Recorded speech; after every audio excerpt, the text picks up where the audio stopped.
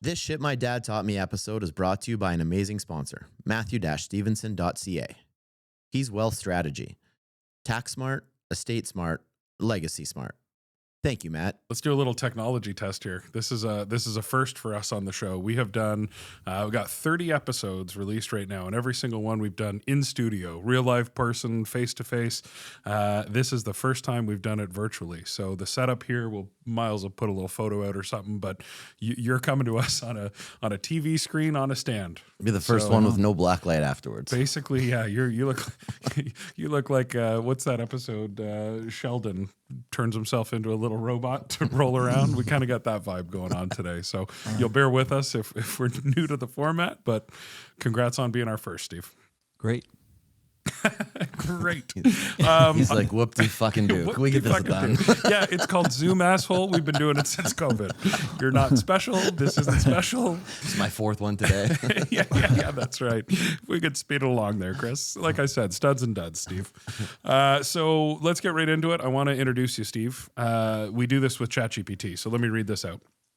Our guest today is someone who helped shape the culture of one of the most impactful platforms in the world, LinkedIn.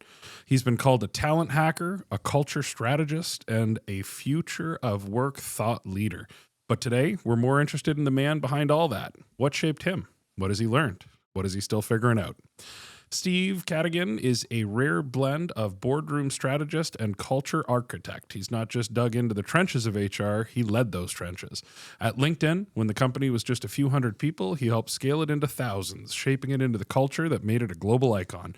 Before that, he cut his teeth at tech giants like Cisco and EA, helping organizations navigate rapid growth, acquisitions, global teams, and change. Today, through Cadigan Talent Ventures, Steve advises leaders and companies around the world on how to turn talent into advantage, how to rethink work in this era of disruption, and how to build cultures and people who actually want to join.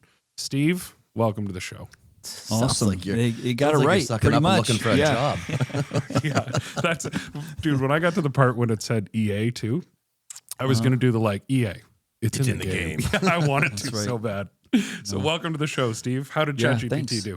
Thanks. Yeah, pretty good. Pretty good. Got most of that right. I mean, on the work stuff, right, which is mostly what the LLMs can find. They can't find the person behind all that. Right. So let's have a podcast about it. Tell us the person behind all that. Give us the background. Sure. I guess the son of a minister, Episcopal minister, and a mom who's a social worker. When I was 2, they took my older sister and I to South Africa, and that's where I spent the next 7 years, mostly barefoot, and raised there until the South African apartheid regime threw us out. So I was 7, and we got bumped back to the States. So my dad had to network and found someone from Divinity School had a school in Connecticut that needed a chaplain. So my dad moved all of us and had another brother and sister born in Africa. We like to call them African Americans, and that gets a few heads to go, what? And so that's where I pretty much grew up, was Connecticut. I went to school there. My dad was the chaplain, ultimately became the headmaster of a private school. So I got a free private school education, which was pretty awesome because in the States it's pretty expensive. And went to college there, fell in love with someone from California. She went home after graduation and I was hot on her heels. And so moved. The first sort of career move of my life was for love. And California lasted, the relationship didn't. She went to law school. And I don't know if you know people that go to law school, but one of the first things they do in your orientation is say, hey, if you're in a relationship, just so you know, it's like, the failure rate of a startup, like 90% of these are not going to work. And my girlfriend and I are like, oh yeah, we're good. We're going to be totally the exception here, right? And 3 months later, I'm like, okay, U-Haul, come on, I'm out. She is still a friend of mine, but it didn't last. I got a job. My first job was credit and collections for a fashion company. Those of you who are not watching right now would be, remiss if I didn't say that I am clearly the role model of good fashion. But I had no interest in women's fashion at all, other than this company was really fun and they moved me around. And probably a year into it, I discovered that there was a position recruiting. And I got really lucky at that point in my journey to find something I loved. And I loved it because I love everything about HR is about sports. It's like, how do you find what environments produce the best outcomes for certain people, and how do you match people on teams and so forth, and how do you deal with someone who was a star and they're no longer a star? How do they handle pressure or failure and all that stuff? And so over the next 40 years, I've worked in 6 different industries, in 3 different countries, Singapore, Canada, US, done M&As all over the world. While in Singapore, I had my first son. He was born there, made in America, but born in Canada. And then my twins were born just outside of Vancouver, in New Westminster. And you can always tell the twins because they're a little cold to the touch. Now they just flew the nest. So this is the first year where all my kids are in college now. So I just moved from Silicon Valley down to San Diego and just unpacking boxes here as we speak. It's been a few weeks. It's been great. My first marriage ended about 10 years ago. I got remarried 7 years ago. And my wife is like, she was never going to leave San Diego. I'm like, please, I want to go back to Vancouver. She's like, yeah, you're going to have to cut my legs off before you're going to get me to leave this place. She loves San Diego so much. But yeah, so that's sort of, I don't know what else I can say. My wife has two daughters. One is in college and one is finishing high school. And we're starting, the college application process is such a fun time. Like if I could find a way to make money touring colleges for a living, I would absolutely do that. It is the most fun environment to spend your time in because it's just like good stuff's happening here, fun stuff. The future is filled with possibilities. And so I'm so sad that my youngest stepdaughter is finishing her journey, and we're just, you used to go to the mailbox in my younger day, but now you just go to the online to refresh. Did I get a notice that I'm in that school or not in that school? And so far, all the schools she's applied to, she's in. So we're just waiting on a few more. But there you go. Did you end up applying to? And when you guess that you're going to end up going anyways, like how many schools did she apply to? She didn't apply to as many as my boys did. Actually, one of my twins applied to one. It was just one school. They're going to let him play basketball. Okay, I'm going to go there. The other one applied to 30, and I think she's applied to a dozen. Yeah. Jesus. Yeah, it's different. Yeah, that's cool. One of our favorite questions on the show is if we had your kids on here and we said, tell us about your dad, what do you think they're going to say? Oh, my son was doing a paper on this a few years ago for middle school. It's like, what is the philosophy of your parent when it comes to your education? And I go, okay, give me the choices. Like, was this multiple choice? He goes, yeah. I go, okay, what are they? He goes, well, there's, sort of like authoritarian, like wants to know everything, every grade, every test. There's one is sort of more like Confucius, like asks you questions about it, but doesn't really get in your grill about it. And I go, oh, okay. Well, I definitely know which one I am. And he says, yeah, you never asked me about school, Dad, like ever. I go, you want me to? Yeah. And so I trust you. I know that you're doing it. My parents never meddled in my schooling and stuff. And I was president of my class in high school. I was top 5% academically, got into a good small Division III academic school in the States. And I guess they had confidence in me. So I was sort of my imprint of how to parent through the education process, which is an interesting thing to think about there's no class for that, right? Like raising kids, like there's no class for choosing your spouse. Like this is one of the most impactful decisions of your life. Like, where are you going to get the intelligence for that? No, we're going to go spend a lot of time teaching you math and teaching you science and, the humanities. But some of these life things if you got good parents, great. If you got a good church community, even better. They're going to offer you some thinking around that. But yeah, you just kind of figure it out, But I guess what my kids would say. You see, I'm stalling for time to come up with a good answer for you. That's good. My dad's a procrastinator. Yeah, my dad procrastinates a little. 100%. Like I'm full admit that when it took me 5 years to write my first book. But I think they would say he's into fitness and sport. Like I still compete and I still play tennis. I played 3 sports in college. I think I might have left that out. I played baseball, basketball, and tennis.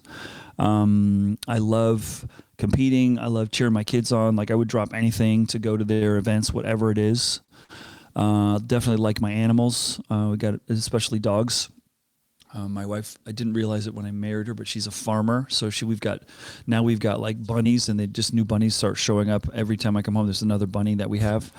And then there's big drama naming the bunny. It's really the biggest drama we have in our relationship. So, what else would they say? I travel a lot. So travel all over the world today, helping organizations and countries think about talent and people, which is really fun. I don't know what else I'd say. I'm moody and definitely moody, I'm a morning person too. They would know that. Like, I'm up before anyone, reading my coffee, like, do not talk to me. I've got my coffee. I used to be a newspaper. My parents, my boys would say, you know how that people know there's someone old in the house, Dad? I go, how's that? They go, there's a newspaper we have delivered. Like, who does that? And I finally pivoted a few years ago. I don't know if you guys ever newspaper junkies, but I always loved reading the newspaper. Now it's everything on the phone. Like, I just read constantly. Every morning is usually my immersion into AI and what's going on in the world for about an hour. And then I also reserve a little time. This also drives them crazy. Are you guys familiar with Duolingo at all? Yeah. Mm-hmm. Yeah. So Duolingo is a language app. So I've been on that since the pandemic every day. And you can buy a freeze. Like, if you miss a day and you give them a little money, they'll keep your streak alive. So I've had to do that a few times, but I think I'm on 1,500 days in a row with Duolingo trying to learn Spanish. Which Credit card bills at $3,000 for those days that you got to pay for, but that's right. Didn't understand the recurring revenue thing. Yeah, that's probably what they'd say. Yeah. what language? What language? Spanish. I'm trying to learn Spanish now. I spent a summer in France when I was 16, and I was pretty good with the accent, just horrific with grammar. Right. So if I needed to emigrate anywhere in the world, if things continue to go crazy over here in the States, I mean, Quebec, I think I can get into Quebec because I can get by with French. They probably let me in pretty quick. But Spanish, if you know some French and English, Spanish is not a big leap, it's okay. Right. Yeah. Yeah. And 40% of the people in San Diego got to speak Spanish. You're only 45 minutes from 100%. the border. 100%. I could see, literally, if I tilted my camera, we could see Mexico right over there. Yeah, we're not far. Yeah. I went to San Diego for a conference, and I remember all the guys were taking off because only a 30-minute drive, and you're across the border, and there's places to go party apparently. But yeah, I wasn't getting 30 minutes to into get that. there and 6 hours to get back into the country. Yeah. Yeah, there's always a line at the border. Yeah. So I always like asking a guy with a bunch of kids, and you got twins in there as well too. Which one is your favorite child, and why? No, I definitely do. Yeah, I definitely do not have favorites, but my oldest son. No. yeah, that's right. Yeah, there's a funny. It's Tony Robbins that says that. He always does it at a couple events I've been to. He'll ask the audience because he's talking about relationships and stuff, and he goes, "So, if somebody asked you who your favorite child is, you'd probably not answer that. But if I asked you, is one a little easier? You'd probably know the answer to the question, right?" Yeah. Yeah, it's really interesting, raising twins. I remember after I had my first son, I was like, oh my God, my life's over. I can't work out. It's like, this is just, everything's crazy. It's hard. And then you have one child, you have essentially 3 relationships: mom to child, dad to child, and mom to dad. That's 3. When you have 2 more kids, you now don't have, 5 relationships. You have 8. Because every kid's got a relationship with themselves. So you're going from a 3 relationship community to 8 relationship community. And that's super different, right? And I think the biggest burden of guilt that I carry as a parent is I definitely was much more present in my first son's reality. Obviously, he was the only one there. And it was really hard to get one-on-one time with your twins, like really hard. And so it's just a different dynamic. It is what it is, And I don't know, and I got that advice too, hey, if you're raising twins, the biggest complaint the twins have is like, hey, we're having a birthday party together. Like, my friends are not his friends, like, what are we doing here?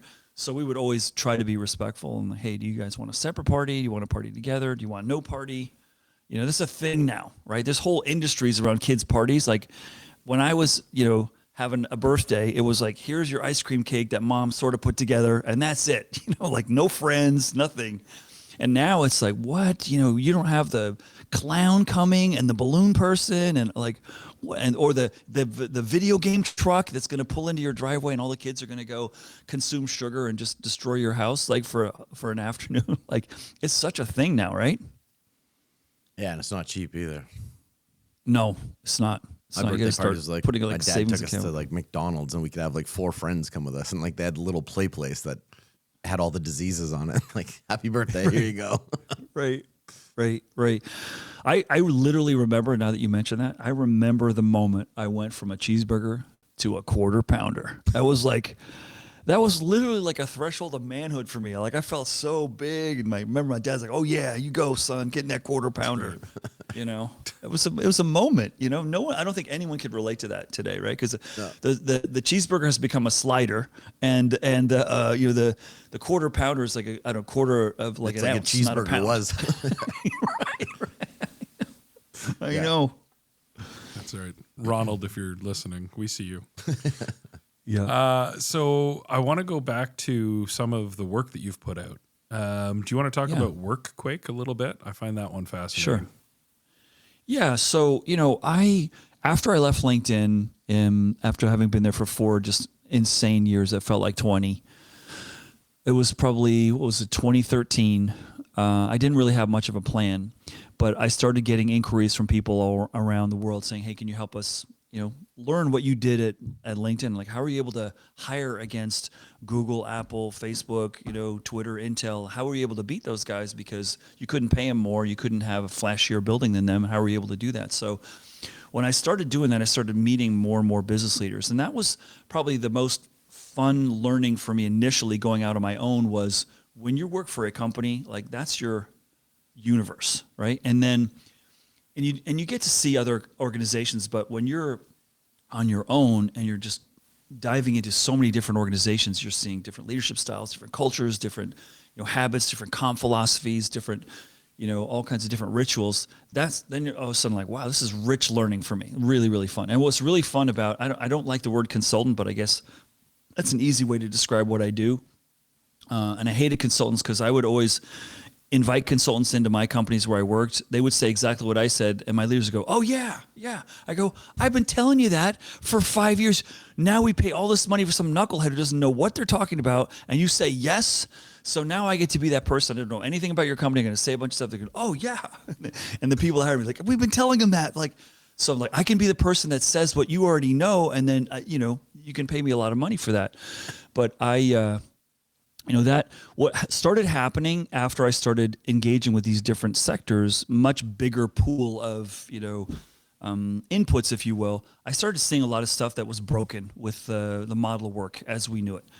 Businesses were not built, and the model of business wasn't built for the pace of change that we're seeing right now. Things like new technologies are coming faster than we can prepare people for the skills to use the technologies. I mean, it's just an incredible tidal wave of changes on so many fronts. And so I said, I'm increasingly seeing companies are unhappy with the relationship with employees, and employees are unhappy with the relationship with employers. So maybe there's a different way of thinking about this relationship. And that started gnawing at me for years. And finally, after about, the 10th time of me finishing a conference talk and someone saying, "Hey, where's your book?" I go, "It's right here in my head." They said, "Maybe you should, invest some time in doing that." And the pandemic was a perfect time for me to sort of say, "Hey, things have stopped, slowed way down. Let me go and start putting these thoughts together." And that sort of led me to think about, let me build a new model for the future work that is inspiring for employers and employees, and we don't see, and even with that out there, honestly, Gallup, who runs the engagement survey that most of the world pays attention to, just came out with a survey on leader engagement, and it's an all-time low right now. 27% of the leaders in the world are engaged. Like, it's just a shit show. And what do you think holding people back from that? I mean, I think there's dozens of things. I don't think you can just put your finger on one. I think this whole narrative of do more, go faster, save money, eliminate jobs, use AI, it's just overwhelming people. And, we're going to do another digital transformation. It's like, digital transformation? I got transformation fatigue. Like, really? I just figured out the last system last month, and now we got to do another one. I think we're not training leaders at all. So we're putting people in sort of what I call battlefield promotions. Like, yeah, you go run the team. Like, what? Can I get some support over here? Like, I don't even want to be a manager. Now you got me managing and leading people. So I think the care and the value of doing that, and I I think honestly, it's the pace of change. I don't blame companies for not investing in leaders, but I think it's a product of the world's moving so fast. Most businesses today, and here's a great beer conversation for those of you that think this is interesting. How many companies today are building to be around in 100 years? You know, really being around. And if you really believe they're going to be around in 100 years, they're probably growing their leaders because they think we're going to be around tomorrow. Like there's a short list of companies today you can say, yeah, they're definitely want to be around for a long time. Obviously, the obvious ones, Amazon wants to be around a long time. Google's thinking like that too, you know. But most companies, small, medium, they're like, bro, we're going to get like outflanked by someone in 5 to 10 years. Let's just build this thing, mine it, sell it, have an exit, and then we'll go on to our next adventure. Why would we invest in leaders, right? Because we're not going to be around in 100 years. How dare we think that we're so audacious that we're going to survive that, right? When most startups just don't make it. So I think there's more and more of that increased recognition that, hey, the future's so uncertain right now that we just don't know. And I think that's really disarming, honestly. To your question, like what's contributing to this is like, we used to have 5, 10, 20-year planning meetings in the early part of my career. Now it's like 5, 10, 20-month planning. Like we can't even plan for 5 years because come on, who knows what's going to be there? And I think when I was at LinkedIn, the chairman, Reid Hoffman, said something one time, which I think just nails it on why this is so complex and so different. He was asked when we were building LinkedIn in the early days, hey, who's your biggest competitor? Like who worries you? And he goes, oh, good question. My biggest competitor is the company that hasn't been invented yet. Someone that's just going to come up with a new paradigm game changer that's going to make my business model obsolete, right? And that's, I mean, a lot of businesses think like that. And if you think about how little capital you need to stand up a company today and how short amount of time that is, like that should be scary for all the entrenched competitors. And the best example of that, if you take a look at it, and we sure love our cars down here in the States, the most valuable car company in the world right now is not the one that's been doing it for a century. It's not the one that has the most engineers who've been making cars for forever. Tesla is worth more than Ford, General Motors, Honda, Toyota, Mercedes, and BMW. Worth more than them combined. And they're run by a lunatic who's got 6 part-time jobs. I forget his name. What is it? Tony Stark. And they have a median tenure of 2 years. That's the length of time most of their employees wind up staying. If you go, take a look today on LinkedIn, like what's the tenure? And all these other car companies, it's anywhere between 5 and 9 years, And so what's crazy about that is you could make an argument that Tesla is succeeding because they haven't been around a long time. They don't have all these hundreds of years of policies and procedures and myopic ways of thinking that you have to do it this way. And if you don't believe me, go watch Ford versus Ferrari, that scene where Carroll Shelby goes into Mr. Ford's office and he's holding that folder and Mr. Ford's like, tell me why I shouldn't fire you. And he goes, well, that folder you're holding, Mr. Ford, that just touched 16 hands before it touched yours. We are not going to win the race with 16 people contributing to, how to beat Mr. Ferrari in Le Mans, right? Yeah. And I think that's sort of... So all this crazy stuff I think is contributing to a great opportunity to let's make the future work better. Let's use AI to buy more time for us, not eliminate people's jobs, right? And that's how I'm trying to reframe it so we're not intimidated into sort of the fetal position, which is how a lot of people are feeling, I think, because of AI. Right. And how do you do that from a planning perspective? Like, let's say if I'm an executive listening to this and I'm a little old school, I like a 3-year, I like a 5-year plan. Traditionally, that would be something you'd sit down, you'd put a lot of time and energy into, and you'd close the book, and it probably gets dusty on a shelf. But the other problem with that is that a lot of people say, well, no, that becomes the Bible, right? Because that was our plan. We got to stick to our plan. But with the pace of technology, things evolving, how would you tell an executive or one of those medium-sized business owners, how do you plan for the future right now? How do you create a roadmap? I think what you have to do is look at it this way. Move from we're going to know everything to we're going to learn everything culture, which means the most important employees to me are not the ones that know everything now, yesterday. They're the ones that can learn the most about tomorrow fastest, right? So our competitive advantage is going to be to staff this company with people who can learn new stuff quickly so that whatever pivots come, whatever new changes come, whatever new challenges, let's just say, let's take the pandemic. The massive deficit of supply chain availability just put everyone upside down, right? And so how fast you could figure that out. So if you take a look at, let's just take NVIDIA, let's take a look at Google, Apple, Microsoft, and a lot of these companies that did well built cultures where crazy is kind of expected, right? Versus let's build cultures where nothing changes, where everything's kind of the same. So I think you have to build cultures of experimentation. That's the first, thing that I would think about is like, I want to build a place where we're going to have to try new stuff because that's the only way we're going to learn. And we're going to have a tolerance for like some goof ups and some mistakes and not about getting it perfect all the time. Now, if you're running a hospital, that's not a good strategy, right? Like I don't want, hey, let's try this stuff in the operating room. No. But you have to appreciate that your strength is how quickly your people are going to be able to adapt and learn. And that takes a different way of thinking about this. Let's just take tenure, for example. Right now in North America, right, the median length of time that someone between the ages of 20 and 35 stays in an organization is 2.4 years, okay? So let me ask you guys, that 2.4 year number, do you think in the future people are going to stay in companies longer, or do you think it's going to stay low and possibly go lower? What do you think? I think people are going to go lower. Yeah. Correct, which is what everyone says. So when I say that to people, it's like, okay, so that's a problem because every way you pay, reward, benefit people, more RRSP, more 401k match, more vacation, it's all based on tenure. And you just told me people are probably not going to do that. So if you believe that they're not going to stay as long, what can we do to optimize for that? Well, we can make sure we have no jobs that take 5 years for someone to learn, right? Like let's re-engineer the job so maybe 2 people can figure it out in 6 months, okay? Let's expect people are not going to stay and start recruiting all the time, right? Like this is really, really necessary. If you're a fan of college sports in the United States right now, if you take basketball and football, most top tier college programs know their best player is going to stay 1 year. That's it, right? Look at professional hockey. What's the median tenure for the superstar players? Like, yes, you've got your, Ovechkins and you got your Crosby, they're sticking around, but a lot of the top players, they're moving, right? And so as a coach, as a company, how do I think about that? Well, I can't teach a complex offense. I can't teach a complex defense. I got to figure out a simpler way for us to win.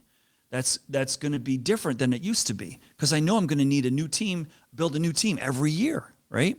And so, and you know what? It's hard because it's not what we're used to, right? And so when I think about, to answer your question, when I think about what advice do I have for leaders today is like, hey, you need a simpler offense and a simpler defense. You're going to need to re-engineer work and build a different architecture that optimizes and expects people are not going to stay a long time. And that's okay. And by the way, if you look at Tesla, Google, Apple, Microsoft, Airbnb, Uber, the median tenure in those companies is around 3 years. And they're crushing it, right? So maybe that fallacy of the best teams are the ones that stay together the longest, maybe it's not as bedrock as we thought it was, right? And that, getting back to sort of the, my book, which is what got me thinking about this, is like, hey, there's so many great companies where people are not staying 30 years, I built my talent career mostly in Silicon Valley, and the median tenure there for software engineers is like a year and a half. So it's like, I don't wait for the 30-year anniversary dinner with you and your spouse. It's like 10 months, you're still here. Can I give you a hug? Like, thank you for staying, It's just so different. There's no 25-year Rolex anymore in companies. That's right. You'll like this story. So I was at an HR conference in Texas a couple of weeks ago, and they have the convention with all the booths of all the vendors, like, payroll and immigration and law and all this kind of stuff. Really cool. Well, one of the booths was a service recognition booth. Like, hey, we got great plaques and pens and jackets and chairs and all kinds of cool stuff. And there was like the whole 1, 5, 10, 15, 20, 30, 40 and all that. I said, hey, I got a question for you. Are those months or years that you're celebrating for people? And they're like, get out of here, like wise guy. But I'm like, truly, like that is like, you're going to be out of business, bro. Like you should, get into sending bouquets of flowers for someone that they showed up for the second day of their job. Like, come on, like we got to celebrate the new reality. But it is scary, right? Because a lot of the legacy leaders are just like, they don't want to change. They're like, when's my retirement? Like, when am I going to hit that? Like that date is, how much more time do I have? Because for them to change in all the ways that need to change for us to thrive in this new world of work, it's a big ask for them. It's hard. Yeah, absolutely. And it's also, it's all this attention span, and it's all this instant dopamine hit that is all of the social and gaming and everything that happens right now. So like you almost got to think like that too. You know, I know when we're talking to our team and the people that have been around me the longest, like I try and find those little ways to reward or those little ways to bring them along, make it more of an experience. But you got to do that it's got to be real frequent or attention span gets lost real quick. Yeah. And, you know, if you think about with that point that you just made about attention span, you know, we've built like the easiest target for frustrated legacy leaders is that young generation, you know, the short attention span, career sugar high, you know, can't stay focused, ADD, sugar high, career sugar high. They want to get promoted right after they finish new hire orientation. Can you like that generation? And I was I've done this in Spain and Portugal, France recently with big, big company executives. And they always they want to blame someone. And we're really good at doing that in the US especially. Like something's wrong, who's to blame? And so I asked them, so why do you think people aren't staying in your company as long? And they go, a young generation, just start getting on a roll. And I go, you mean that generation of kids that you raised, your children? Is that the generation you're talking about? And they're like, oh, no, not us. I'm like, yeah, no, it is you. I said, go back in time, 40 years ago. When you started your career, you could probably appreciate maybe there's 10 different career paths. Right now, our kids, it's 10,000 career paths, right? My kids, I don't know about yours, my kids, they would kill me when I say this now because it's definitely dated, right? But a few years ago, like, what do you guys want to do? Dad, I'm going to be a YouTube influencer. That's right. I'm going to have more followers than your lame 45 followers. I'm going to have millions. I'm going to make so much money. And I'm like, well, that's great because that's all you do is look at those fucking videos all the time. So that's great. If you can monetize that, fantastic. But think about that.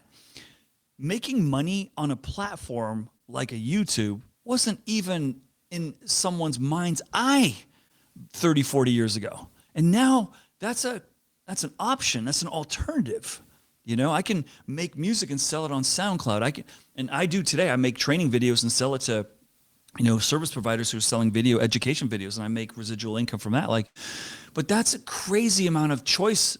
And so I go to these executives. If you could see all these choices, and like you said, on social media, all the way they get paid, all the cool perks and benefits they have, all the amazing buildings and childcare centers and sushi chefs, and Lady Gaga's coming for breakfast today, and I've got my Uncle Susie coming over next week for eggs. Like, it's impossible for you to expect people are going to stay in the same place, for their whole. They're just not, because there's so many avenues and windows to other cool things to do, right? And if they've got any value, they're $5-10 grand. They'll go get a new job at the place next door.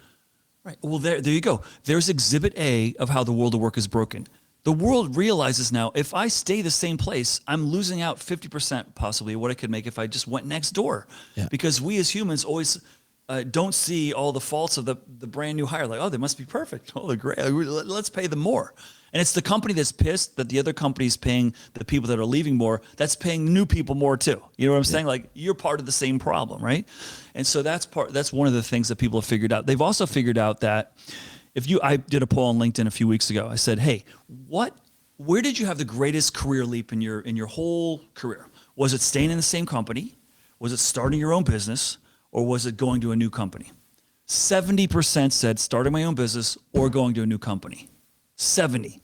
That means, like, okay, so why do you expect people are going to stay in the same company for a long period of time? They're going to make more money moving, and they're going to have a bigger career leap. Someone's going to give them an opportunity that, their own company probably won't do, And so why don't we design to do that in our own companies? Like, that's the antidote to this. If you really believe people staying longer is going to make you better, then you got to match the incredible infinite perception of opportunity outside your company. And that's really hard to do, right? That's really hard to do. So we can't expect people are going to stay a long time. I was like, and I had lunch at this one company I was helping out recently. This is a manufacturing company in Georgia. And I sat next to the head of manufacturing. The guy looked like he was ready to stroke out. I'm like, bro, you okay? Like, can I get you a drink or something? Like, or should I get the defibrillator off the wall? Like, what's going on? He's like, I have this one job, Steve. It's like my head machinist takes 7 years. And the guy that I've been training for 7 years just quit.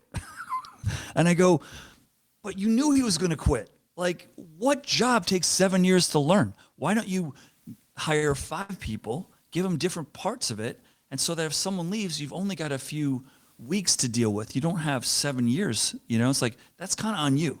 That's not the individual, right? Because he wanted to blame that I paid him enough. Like, I trained him enough. I tried to treat him like he's part of my family. Like, yeah, but you can see so much what's possible other places, Yeah. Yeah, deal with It's the hard. reality of it. And then when you get Yeah. those people, and let's say you've created the right systems and adapted to what is the length of employment these days, a lot of the writing you do goes around being a talent hacker. What do you mean by that? I mean, let's just look at problems differently. Like, let's agree that keeping people is playing defense and expecting they're going to go is playing offense and building a new strategy. Right? Let's hack the old way of thinking about this and come up with some new ways that are kind of fun and exciting. The same way we need to hack different ways of comping people. Like, if you ask anyone who does what I do in human resources, like if they're in company, the reason the compensation is so broken is because we have a budget at the end of our fiscal year that we're going to give increases. It's going to be anywhere from nothing to 10%. Okay, but when we hire people, we have no budget. We just do what we got to do. Okay, so there's a flaw there, right? There's a huge truck that people could drive right through. Where if we don't have a budget of what we're going to hire within the range of the position, but we got to do what we got to do to fill that role. Otherwise, we're going to be really hurt, right? But we don't think like that with internal things. So that's what I'm talking about as a talent hacker. It's like, you got to come up with different ways of addressing some of the real broken ways that work is structured. Like, every benefit's tied to, the longer you stay, but we all know people aren't going to do that. So let's hack some different ways of using that money in different and creative ways. And I think, for example, things that is going to happen in the future is companies are not going to be as big in the future because you kind of constantly need these new skills. So I'd rather have an ecosystem of partners to work with than just everyone works for me, Right. And more people are wanting to have multiple jobs. And it just so happens, all the brain research says that the greater diversity of work you have, the faster your brain fires, the more excited it is, the more innovative and creative it is. And if you're doing the same thing all the time, you're just suffocating your brain, But that's how we've designed work. Do the same thing. And if you think of applying for another job, you can't do that until you've satisfied 2 years in this role. And I've seen managers do this all the time. Like, hey, I want to apply for a different job in the company. Well, you don't work for the company, you work for me. Like, I don't know if you've ever worked for someone like that. Like, you don't work for the company, you work for me. And if you want to go apply over there, well, I will torpedo your opportunity, because if you go over there, then I'm screwed and I'm going to get home in time to have dinner with my family. So you're here, for another year or something like that. Like, it's just broken, I really like what you said earlier on about the ability to learn quickly and how that should be something that we're teaching kids. Because in any of the examples you just gave, who's the person you want on the bench, right? You want somebody who you can call in to learn quickly, adapt quickly, move quickly. How do you develop that mindset? Like, how do you teach somebody to learn quickly? Yeah, there's two parts to that. How do you teach someone to learn quickly, and how do you identify that someone has that capacity, right? That's the other tricky part of this, that we're trying to make the sausage and figure that out.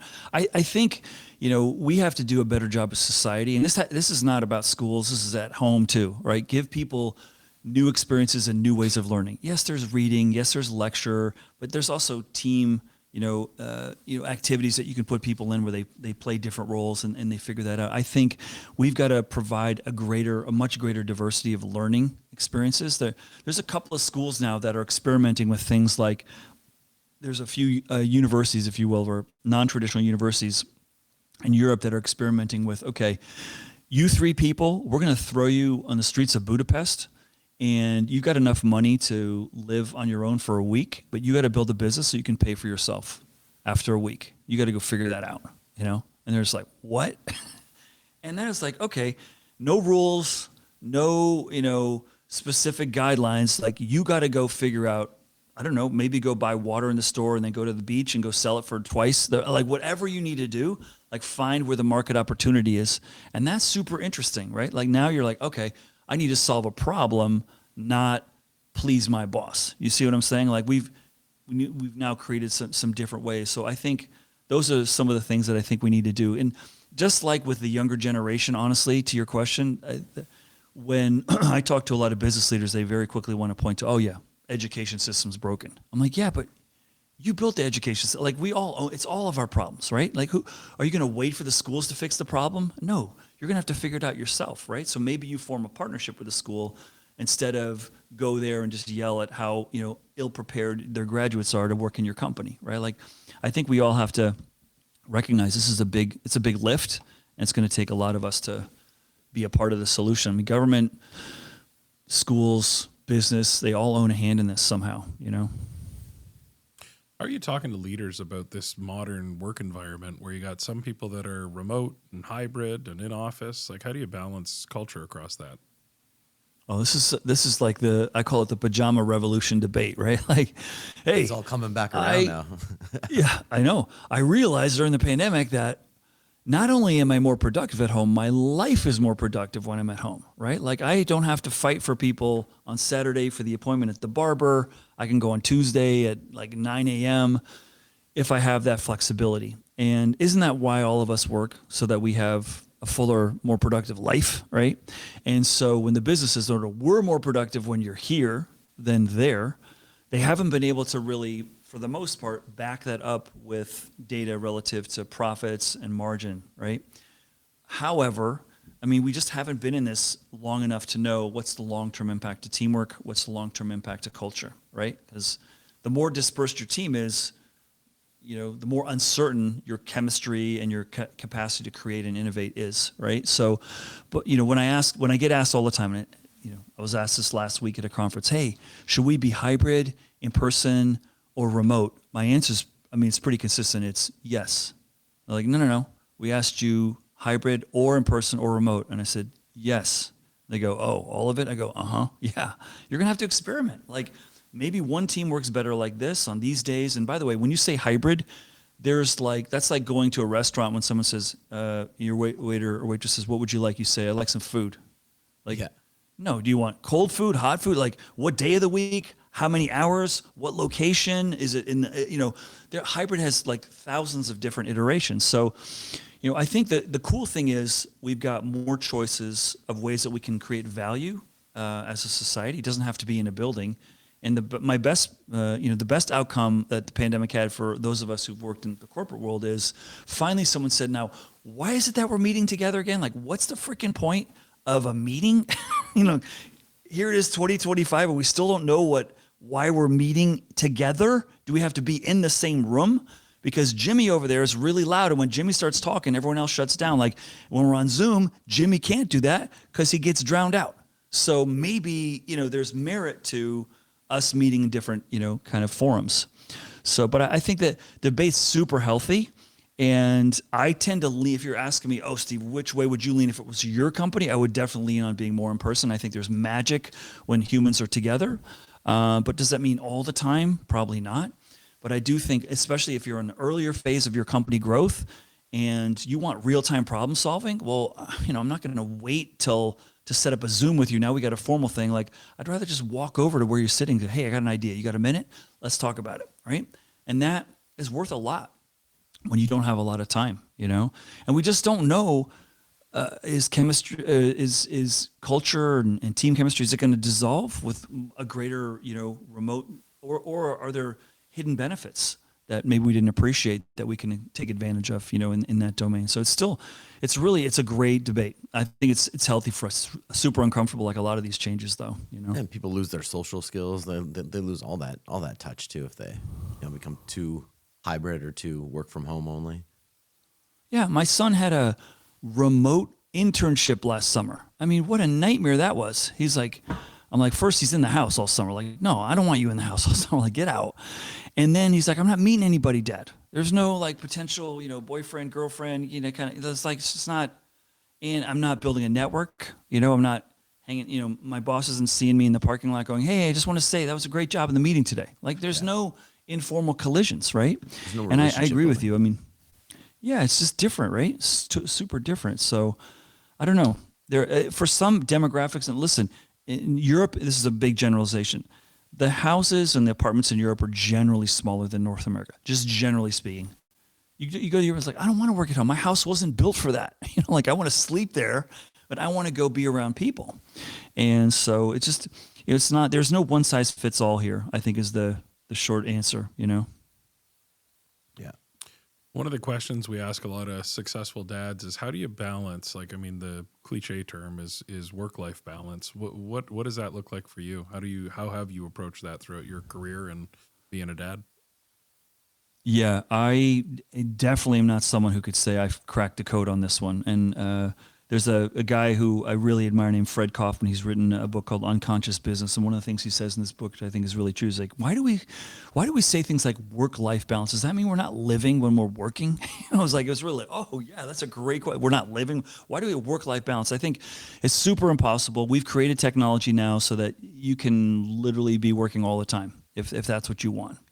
I think the bigger challenge we face is how do we give ourselves permission to turn off the siphon of infinite amount of shit coming at us all the fucking time. How do we do that in a way that makes us feel like that's a strength, like I'm buying myself time to think here, and I remember when we were building LinkedIn, man, it was crazy. Like we would get emails at 3 a.m. on Sunday saying, hey, just, congratulations to the team, the software team. They just pushed code to the site. Way to go. And I would just, week after week, 2 a.m. on weekends, I would go to the CEO. I was like, hey, like, this is not sustainable. Like, when are we going to know that we've gone too far?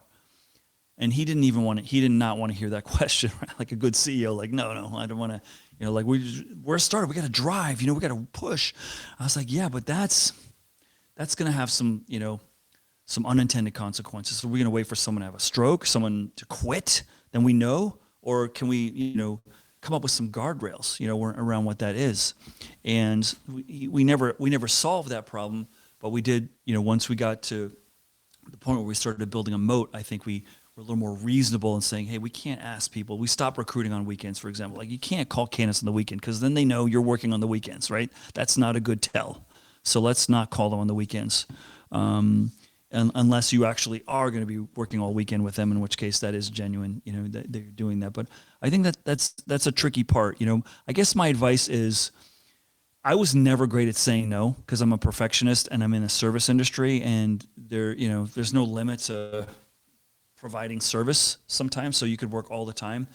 I wish I did a better job of saying no, and that's what I would offer people, like try to say no and try to find those environments. And also, the worst boss you can ever have is a workaholic who has no family. Like that is the worst boss because all they want to do is work all the freaking time. And if they're a former lawyer too, apologies to any lawyers online. If they're a former lawyer and have no life and no kids and all they do is love working, like then you're screwed. Like choose a boss who has kids, who's got a life. Like they're going to understand. If that's important to you, they're probably more likely to understand it, right?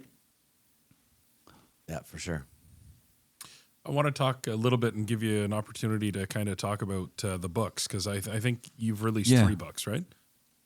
No, just one. Okay. It probably feels like 5 though, honestly. Yeah, so deep. Yeah, well, you're well authored. So tell us about that then. Yeah. Yeah, so Workway came out end of 21, beginning of 22. I'd finished most of the stuff before the pandemic. What was really tricky was the pandemic was going to change so much, and so I had to sort of contemplate if the pandemic is going to stay with us a while longer, and it turns out it was. How do I, think about those preparing for that, going forward? And the process of writing a book's super hard. It was painful for me. Fortunately, I had a ghostwriter, this guy Tom Lee, who I credit in the beginning of my acknowledgments, who was really good at. See, I could outline my book, but I couldn't take it outline to first draft. It was just too time consuming for me. So he could take my outline, put it in first draft, and then I could take the first draft and I could go to second draft and finish. And so, if you got a story, if you're someone listening who's like, man, I just want to do that. Like there are so many, I did it before, AI was really a thing. So now if you want to write, you can have an AI assistant, but there's a lot of great ghostwriters out there who are really helpful at giving you feedback and helping you express yourself. So that was a good process for me to go through to really, and then to be able to I mined the heck out of podcasts too. So instead of like interviewing hundreds of people, I found so many great quotes on podcasts that supported a lot of my points and use that. And it's also super easy to footnote a podcast too. It's like, here's the URL. There's the footnote. And it saved a lot of time because sometimes trying to get really important people to corner to answer a question is hard. But if you hear a podcast and they said this, there it is. Boom, there's your nugget. Bang, right in. So that saved me an awful lot of time. And also when you're finished with your manuscript and you get an editor for a publishing company to go through this, then they have to have everyone sign something saying, I said this, but if it's actually in published, you don't have to go get them to sign saying, yes, that's a quote you can use. I will not sue you kind of stuff. A funny, but a potentially scary situation happened when I finished my book, published the book, and I get an email from a guy saying, hey, I published a book with the same name. Like you stole my name, Workquake. And I was like, I knew what the book was, and I also knew that his trademark on the name had expired. Okay, so he didn't say you stole or anything, but he was really like, hey, I've used this thing. So I sent him a note back saying, hey, and by the way, his was Workquake, 2 words. Mine just 1 word, Workquake. So I said, hey, I'm sorry. I said, but my understanding was that your trademark had expired, and I'm using 1 word, not 2. And so, but let me know if you want to talk about it. I don't want someone in the universe really pissed off at me, right? So, but that's my guys did their homework, and this is what they said. Is that true? He goes, yes, it is. And then he went away. So that was like, that didn't cause any problems. But that's your biggest fear, man. When you put something out there, like, did I get someone's title wrong? Did I spell their name wrong? Because I got about 15 testimonials on my book. And if you get someone's title wrong, that's just a bad look. And I can't ever change that, right? If they've printed 10,000 copies or whatever. Yeah. And there was this one guy, he was on a board with me in Canada, in Vancouver, Kirk Harrington. And Kirk was with a company, his company name was Employ, okay? Spelled Employ. What do you think the editors thought the name of his company was? Employ, Employ. So they don't tell me they changed his title. Now that shouldn't be something editors should play around with, company name, right? Do your research, pull the guy's name up. It's M, just the letter M, Ploy, right? So we're literally a day or 2 away from to the printer, and I catch it. I don't know, because you're reading the book backwards so you can see misspellings. That's the only way to catch a misspelling with your naked eye, is to not read it in a sense, but read it backwards, which is another one of the hundreds of little things. But let me go sideways to, I think the point of your question was probably wanting me to go a different way, but this is fun anyway, which is a couple things they don't tell you when you write a book, that it's going to probably take you a few years to write it, and then you're going to spend the next 3 years talking about it. And by the time you finish your book, you are so done with those ideas. You want to talk about something different, now you're locked in to talking about it. Fortunately, I do love it, and the ideas still have life, but that's not something anyone tells you about. Second thing is, publishing is like a 1940 business model inside a black box. I'll give you an example. I call my publisher and go, hey, can you give me the latest sales? How are we doing? How's it going? And they go, well, we can tell you how many books we have in the warehouse, but we can't tell you how many books have sold digitally. I go, no, you must have that reversed. You must mean you don't know how many books are in the warehouse, but you know how many are digitally, because it's digital, right? You know how many books sold. They go, no, we can't, because Amazon won't tell us except for every 90 days. What? Amazon won't tell you except for every 90 days? Amazon is just so hard to deal with as an author. And then they'll just price your book whatever they want to sell it for. Whatever you put on the cover, they don't care. I just went on the other day. It's when it came out 3 years ago, $24.95, and obviously, it's worth a lot more in Canada, so it's probably $27. And I was I told my publisher, I want the same. I want same for Canada and the US. I don't want to hear this difference. I got a lot of friends up there. No, we're not doing no, sorry, currency conversion, it's just how it goes. Okay, so I don't have any choice in this? No, you can't do it. So then just the other day, I go on Amazon now, and they've got it listed for $9.99, and then they're pairing it with 2 other books, so you can buy a triple. And I do not like the other books, and I don't like the authors. So I'm what are you guys, what are you doing here? It's really crazy, man. It's so, no say. No say at all. The only thing that you can try to do to push your sales is you try to get a lot of people to review your book, because those reviews feed the monster, and the more reviews they get, people must really like this. Let's push the book. Let's pair his book with other books, and try to sell it in package deals. But it's a crazy, crazy universe. out there when it comes to publishing. Yeah. So you've enjoyed this path so much that you've got book number 2 in the works. With all the learnings. Yeah. Yeah. No, I definitely have one that's brewing, and this coming month, November, December, I'm hoping to take it over the line. I've been saying this for like 3 years now. Oh yeah, I've got a book. And it hit me the other day because I went on a hike with one of my good friends. And he's like, so what are you doing? I was like, oh, I'm almost done with this book. He goes, the same one you've been telling me about for like 3 years. I'm like, oh God, I'm that guy now. Yeah. Master procrastinator. But yeah, I need to get it over the line, so I'm hoping for a little bit of, now that I've got the empty nest, I'm not hustling to kids sporting events all the time, that I'll have some time to go do that. And what stage would something like that be at right now then, if like the goal is to have it at the end of the line? Like at that point, like would you be like outlines all done and now you give it to your ghostwriter kind of thing? No, I've taken on most of the stuff myself now. So I'm trying to like tough this out by myself. I've got the whole thing outlined. I've got 3/4 of it written, but roughly written. You know what I'm saying? And here's the thing, like, that I really believe strongly in this for my creative process. A lot of people said, hey, with AI, you could just jam this thing out. Yes, I could. But I will tell you, the more you sit with ideas, the more you sit with, my wife just came home from lunch. Hey, baby. The more you sit with ideas, the more you start noticing stuff, right? Or more like a new article will hit and you're like, oh my God, that makes sense. So you need that percolation time, really, to really think about it and to really feel good about it. My first book was not a labor of love. It was a grind. Like, I did not enjoy the process. And then finally, when I got someone to write my foreword, he wrote it to me, and I just start breaking down crying. My wife comes in like, what's wrong? I was like, I think I like my book finally. I finally fell in love with the book, but it was rough. And so this one, I was like, okay, I'm going to start not have it be a grind, have this be really fun and keep it light. And so it's probably, 3/4 done.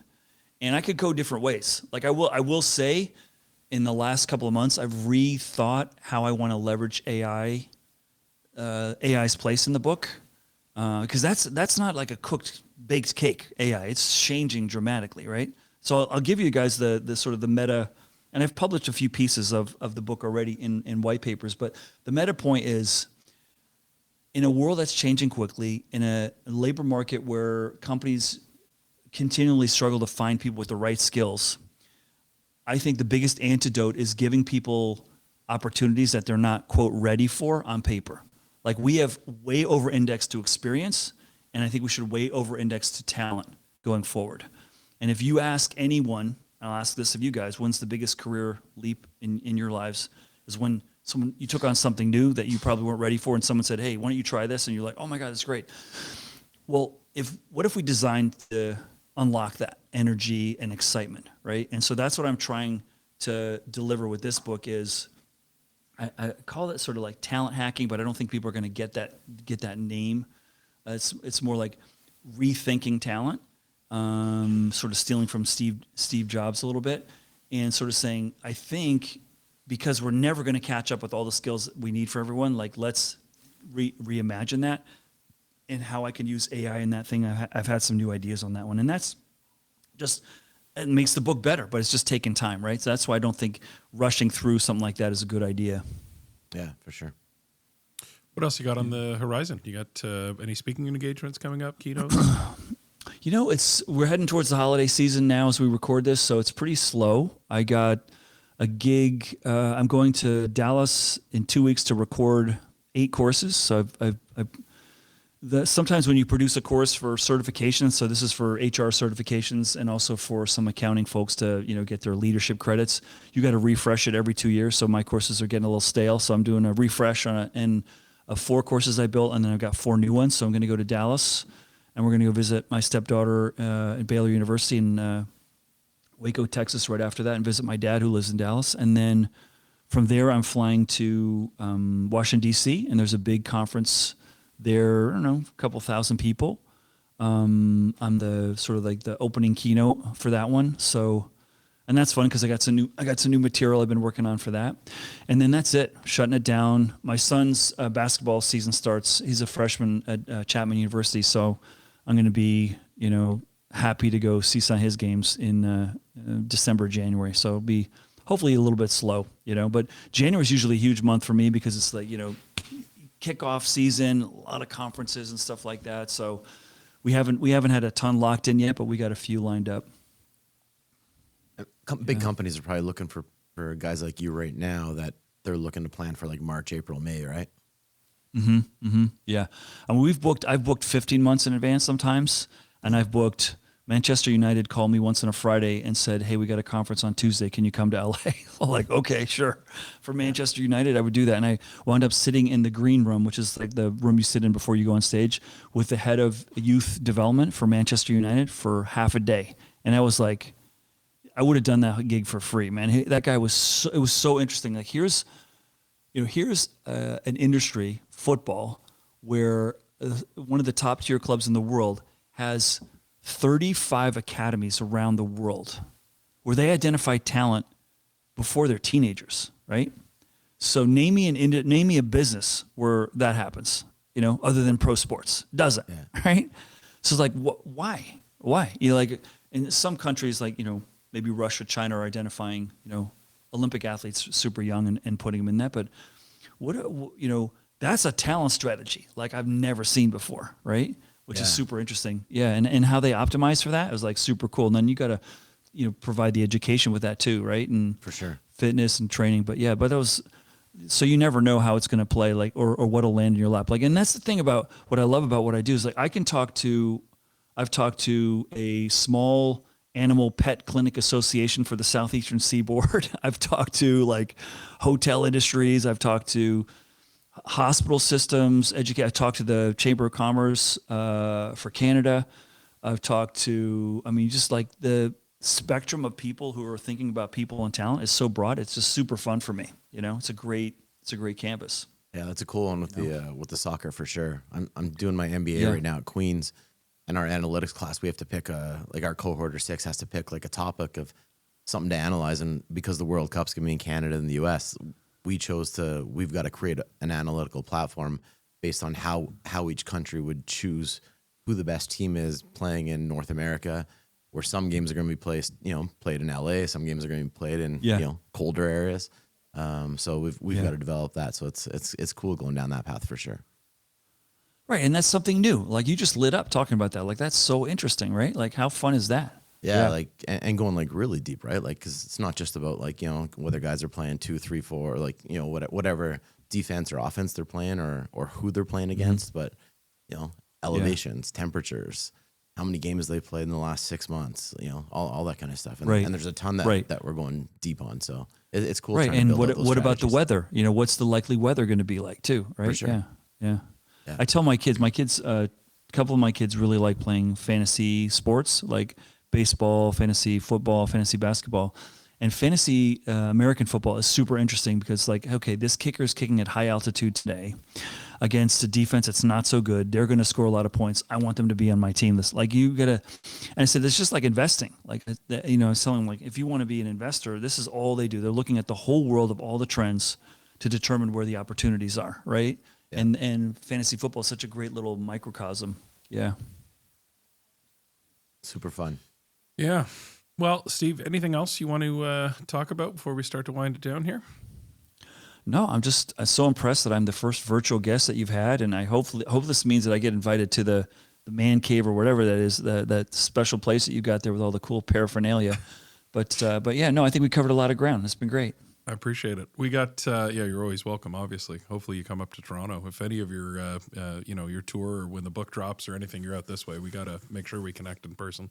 When you want to come up for the parade, that's fine too. Yeah, I know, man. I as someone who lived most of my sort of adult life in San Francisco, we hate the Dodgers. So I was so pumped. I was playing tennis last night with a bunch of buddies, and I kept between changeovers looking and seeing that I saw the first 3 pitches, which was just like, oh yeah, this is great.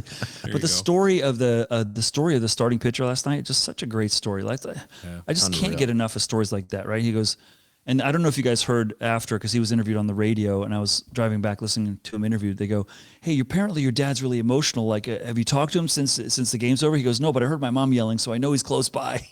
It's like such a cool, here's this guy that 22. What did he start 8 games before the World Series for the Jays this year? Like, are you kidding me? He only played 3 what a games. great story. Right. Yeah, he's played 3 games, like I total. said. Total. Oh Yeah. yeah. Yeah. Like, And he is 22 that's- and he's, Right. it's amazing. and so that maybe that's a paragraph or two in my book. Like, look at this. The paper said he is not ready for this moment, right? All the scouts and everything, like, he's not ready. Exceeded expectations on a like world-class level. Yeah. Like, that's just like I'm a big San Francisco 49er fan. We have a starting quarterback when he's not injured who was the last player picked in the draft. Like short, not your prototypical like mega athlete, you know, Tom Brady sort of physique, nothing. And he is our starting quarterback now. He's the last guy taking the draft. Let's not say Tom Brady when he came out of university, because he wasn't an athlete when he came out of university. That's true. That's a bad one. Very good. Yeah, very good. But still, he doesn't have that prototypical 6'1", 6'2", looks athletic, completely not. And now he's crushing it. So I love stories like that because it makes you think, oh, maybe sometimes the greatest talent isn't in the normal pools or profiles that we think about, you know? Yeah. And I'd love to follow up with you post World Cup and find out if, you know, how your analytics, you know, delivered, you know, that'd be really, really fun. Yeah, we'll touch base for sure. Yeah. Yeah. And sometimes it's timing too, right? You look at the Jays right now, and we got some old boys on there too, right? You know, you probably see, if you see Mad Max on the sidelines, he's cheering harder than anybody, and that guy's just about as senior as it comes, right? Yeah. In his 40s, and he's had obviously an amazing career, but he's peaking. He's about to win a World Series, right? Like, pretty cool stuff. I know. Yeah. So the hitting coach, Don Mattingly, is another one of my childhood fan. And then the story of him playing for some 41 great teams, years. never got to a World Series. I know. 41 years. 40 years. I know. Yeah. And I'm a huge Roy Halladay fan too. So Roy Halladay, so he's one of my, he won me many fantasy leagues, you know, for years and years. Yeah. Maybe you can help us close it out here, Steve. We got a little tradition on the show we call Bring Us a Dad Joke. Okay. I don't have a dad joke, but I have something that's somewhat humorous. Okay. As I was telling you, my dad is a minister, and one of the ways that he would regularly shock friends and family was he would get going and curse like a truck driver, like nobody's business. And nobody was ready for a minister to start dropping F-bombs and talking dirty jokes. And I think what he did with that, and why I think, you know, it's definitely something that I inherited as a dad, which is using humor and an occasional curse to sort of throw people off their game. Like, oh, I'm not expecting, like, human resource is not expected to be, you know, a little bit loose with the language. You're supposed to be super buttoned up and by the book. And in certain places, carefully, I will drop certain expressions and phrases, and that just, it sort of sends a signal like, oh, this is not same old here, something better, and I want to listen up a little bit more. Yeah. So using humor is a good one. I'm not great with the jokes, but situationally, I can deliver sometimes. There you go. Yeah. That's that's been great, Steve. Well, congrats on all your success, man. It's cool to be able to sit down and have a conversation with a guy like you. Yeah. Well, thanks for having me. I love what you guys are doing. And I think, you know, we need more community. I think as guys, as dads, I think it's never been harder to be a dad. It's never been harder to sort of try to navigate our kids. I wish I could sit here and say, man, I'm definitely delivering a better future for my kids relative to the planet and all these other things. Like, it feels like it's being put to the test right now. So giving out messages of hope, I think, is a really great thing that you guys are delivering. So hats off to you guys. Appreciate it, man. Thanks so much for coming on today. Thanks, Steve. Take care, man. All right, see ya.